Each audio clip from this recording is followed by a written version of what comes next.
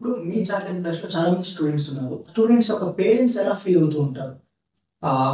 బేసిక్‌గా చాలా మంది వాలంటీర్స్ యొక్క పేరెంట్స్ ఇనీషియల్ స్టేజ్‌లో చాలా భయపడుతూ ఉంటారు. అంటే ముఖ్యంగా గర్ల్స్ పేరెంట్స్ కావచ్చు ఆర్ వాళ్ళ పిల్లల్ని చాలా జాగ్రత్తగా పెంచిన పేరెంట్స్ కావచ్చు. బయటకు వెళ్తే ఏమైపోతారనో ఆర్ పాడైపోతారనో, ఏమన్నా ప్రాబ్లమ్ అవుతుందనో, యాక్సిడెంట్ అవుతుందనో ఇలా రకరకాల భయాలైతే వాళ్ళకుంటాయి.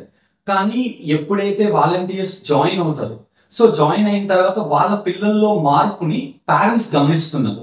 సో గమనించి ఈ మధ్య కాలంలో చాలా మంది పేరెంట్స్ స్వయంగా మాకు కాల్ చేసి మా పిల్లల్లో మార్పు బాగుంది అని ఫీడ్‌బ్యాక్ ఇవ్వడం జరుగుతుంది. మా ఈవెంట్స్‌లో చాలా మంది అంటే చాలా హ్యాపీగా అనిపించే విషయం ఏంటి అంటే పిల్లలతో పాటు యానివర్సరీస్ కానీ ఇలా పెద్ద పెద్ద ఈవెంట్స్‌లో పేరెంట్స్ కూడా పార్టిసిపేట్ చేయడం జరుగుతుంది.